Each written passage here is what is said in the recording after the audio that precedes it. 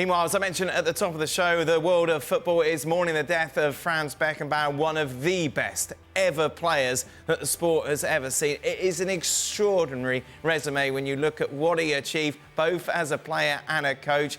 Twice winner of the World Cup, of course, as a player and a manager as well. 6 times he won the Bundesliga. He won the Ballon d'Or twice as well. And 3 times he lifted the European Cup. Mario with us, and we welcome to the show Derek Rae, of course, our Bundesliga expert.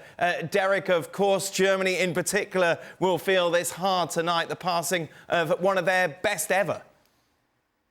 Indeed, Dan. When you think about Franz Beckenbauer, you think about one of the most recognisable people in German public life. We're not just talking about football here.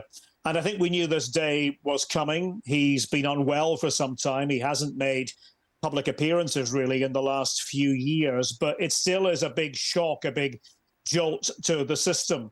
And I can tell you that, coincidentally, on German TV tonight, there was actually a scheduled documentary about Franz Beckenbauer. Lo and behold, that went on air this evening as a full-scale tribute to the great man. And you listed there all the various honours, and they certainly put into perspective what he achieved. But I would also like to think about the fact that he revolutionised football. In many respects, he was the ultimate elegant revolutionary. Elegant because of his style of play, revolutionary because he invented a position. Prior to Beckenbauer, we didn't really have a sweeper in that mould, somebody who would play as a free man and then make those journeys forward and score spectacular goals from time to time. He put his own stamp on that position, and I don't really think we're going to see his like again. That's how revolutionary he was.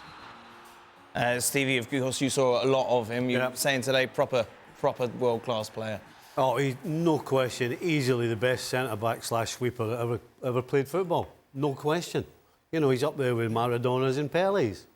I mean, again, typically somebody in that position, all the best ones, we've talked about other players that played in that position, you never saw them with an inch of mud or sweat on them because everything was so easy for them. They just he read the game, he intercepted passes, he didn't have to get involved with centre forwards and try and elbow them in the face. He just outthought them and outplayed them. I mean, Derek's talking about elegance. I mean, this guy's head was always up, his shoulders were always back. He just looked the part. I mean, just an incredible player. And I think it's funny, you know, people that today that don't know Beckenbauer. We talk about Man City with the centre backs going into the middle of the park or the full backs going. He was doing this 50 years ago. 50 years ago, he started doing this. That just tells you how far ahead of his time he was. Derek, a rare breed as well, to be that good a player, but also a very successful coach. Yeah, that's the remarkable thing. And Germany, or West Germany as they were at the time, called on Beckenbauer after the 1982 World Cup when they lost in the final, but there was a bit of disenchantment about that team. And so the logical feeling was, let's call the Kaiser. Let's see if he can change things. And of course, he had been playing in the United States for a while, came back to play for Hamburg, even though, of course, he's the ultimate Bayern man. We shouldn't forget that Bayern were nothing as a club until Beckenbauer came along. They weren't even in the Bundesliga in the first 2 years of the league's existence in the early 1960s. So he was synonymous with their transformation. But then to do what he did with the national team was something very special because, of course, it was very symbolic at the time. We had the reunification of Germany. He went to that World Cup in 1990 as the coach with only West German players. That was, of course, soon to change, but it was the end of an era. And, of course, 86 taking them to the final as well. Some would say unlucky to lose in that final. So a player, a coach, and also as an administrator in his later years, he did the lot, as well as selling everything from soup to beer on German television. He really was ubiquitous. Mario, what do you think of when you think of Franz Beckenbauer? I mean, living in Holland, of course, we have the connection to him in the sense of like being a great player. I think the perfect highlight, what the guys already talked about it, but and one that Stevie said, the elegance. That is what is in Holland he's known for. He was really calm on the ball.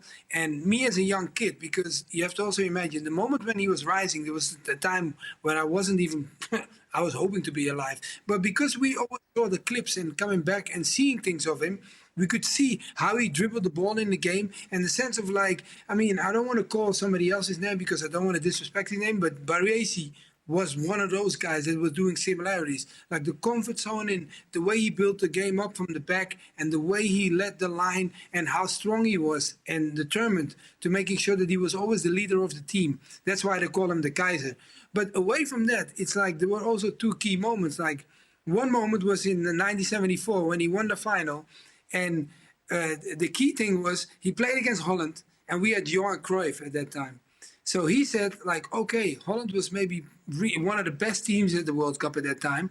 But what happened that he said, and Cruyff is one of the best players. He said, but we won the World Cup.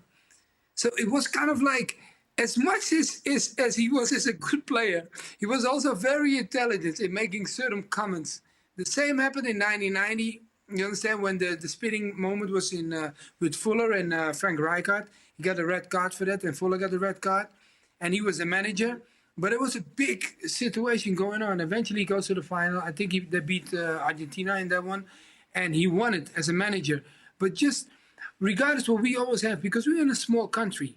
So we always have to look at them because they are the big one. They are the giant next to our country. So you will always respect him in the sense of like what he achieved. And then the person he was as a player, what he brought to me as a young boy was like playing as a defender, as a center half sometimes.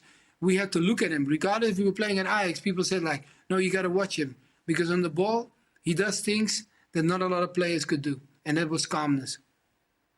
Have you seen, there's a little clip going around today, there's many clips going around today about Franz Beckenbauer, but there was a little clip and it was involving the late Sir Bobby Charlton, who passed away recently.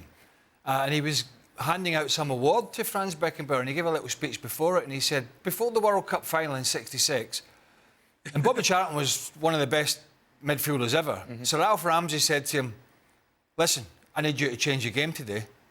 He said, there's only one thing can stop us winning the World Cup, and that's Franz Beckenbauer, and I want you to man-mark him.